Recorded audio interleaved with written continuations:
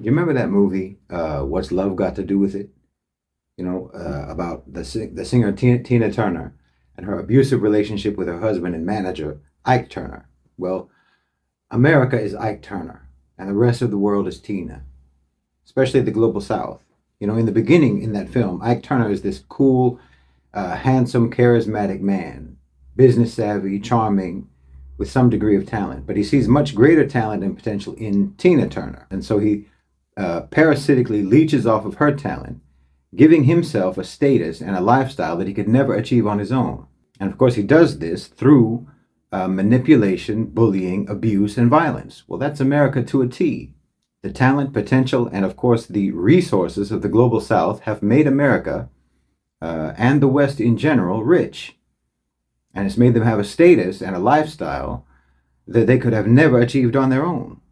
And they have used manipulation, bullying, abuse, and wholesale violence to maintain their control and their access to those resources and talent.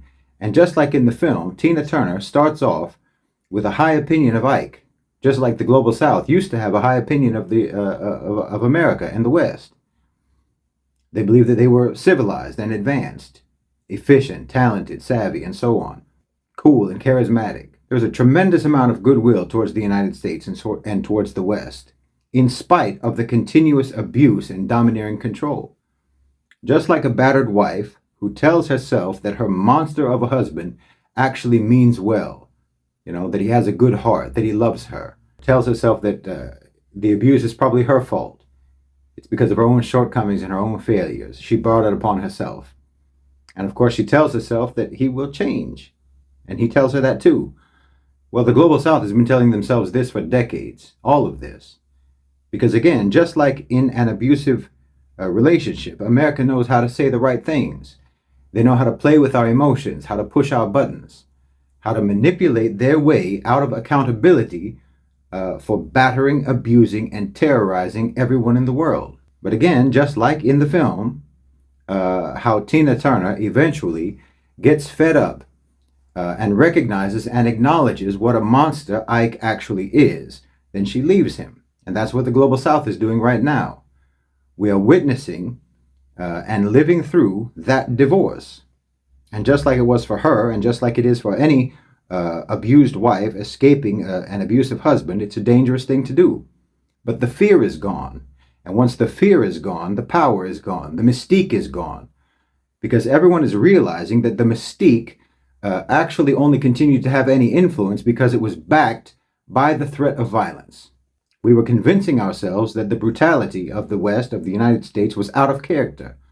But finally, the whole world can see that no, it isn't out of character. Brutality is their defining characteristic. Now no one sees any charm. No one sees any sophistication. No one sees any charisma. All the hype has evaporated and everyone can see what they really are. It's an undeveloped, dysfunctional society, a narcissistic society that is insecure, dependent, needy, pathologically deceitful, jealous, and immature. Anything and everything that was ever appealing or attractive has wasted away. And when they try to use the same lines that worked in the beginning, and they try to use the same bullying tactics that worked in the beginning, after everyone can see what they really are, well, it's just pathetic. America has become a twitching alcoholic who can barely mumble a coherent sentence. They still have their hangers-on, their entourage of countries that sniff the vapors of the West's glory days. Just like how in a divorce, there's the friends of the couple get split up between the spouses. And those people still talk to each other like they're still on top. But when America tries to throw their weight around, there's a distinct and palpable sense that they're reminiscing, because everyone knows it's over.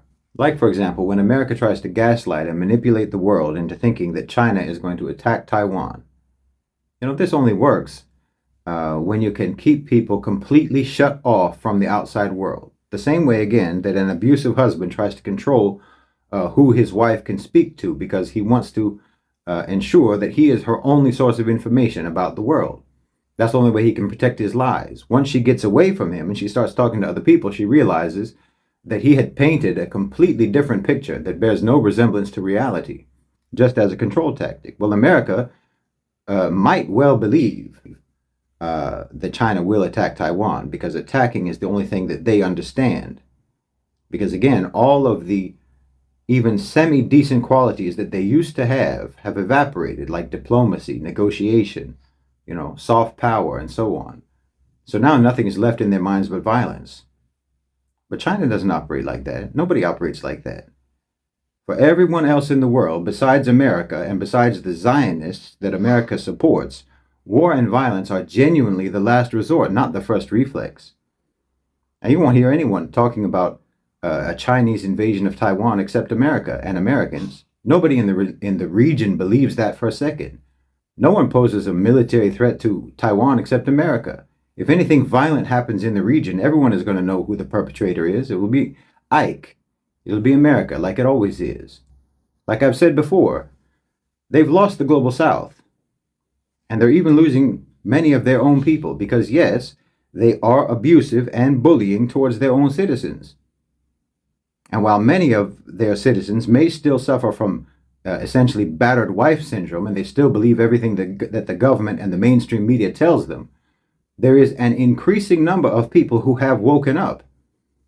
And one of the main causes of their awakening has been Gaza. And I believe that you would see a lot of support among Americans for invoking Article 6 against the United States and having America expelled from the United Nations. Because America has used the values and principles to manipulate people, but many people sincerely hold those values and principles. And they feel ashamed and angry and betrayed by their own country, and with good reason. Many people are deciding that their affiliation and their loyalty is to those values and principles and not to a country and to a government that blatantly and persistently violates those values and principles. So there are many people in the United States and across the West who feel in their hearts that they identify with the global South. And they feel solidarity with the global South. And they feel solidarity with the Palestinians. More than any hollow, shallow, unjustifiable sense of nostalgic patriotism. They're realizing that any sort of patriotism constitutes love for a country that doesn't exist, that never existed. A theoretical country, a theoretical society, but not one that ever actually existed in practice. And holding on to their love for that theoretical society makes them love any society or any country or any people who genuinely are dedicated to those sorts of values and principles in practice that America only ever talked about in theory. It's just, again, like an abusive wife who continues to love the concept of the man who she thought her husband was, but realized that her husband is not that man. So she still hopes that such a man might exist, or that someone at least trying to be such a man exists, and she moves on. And many Americans and many Westerners are moving on. And they're looking for anyone in the world who actually lives by the values that America claims to live by but doesn't. And yes, obviously, this is a big part of why so many people are coming to Islam, because they're leaving the counterfeit for the real thing.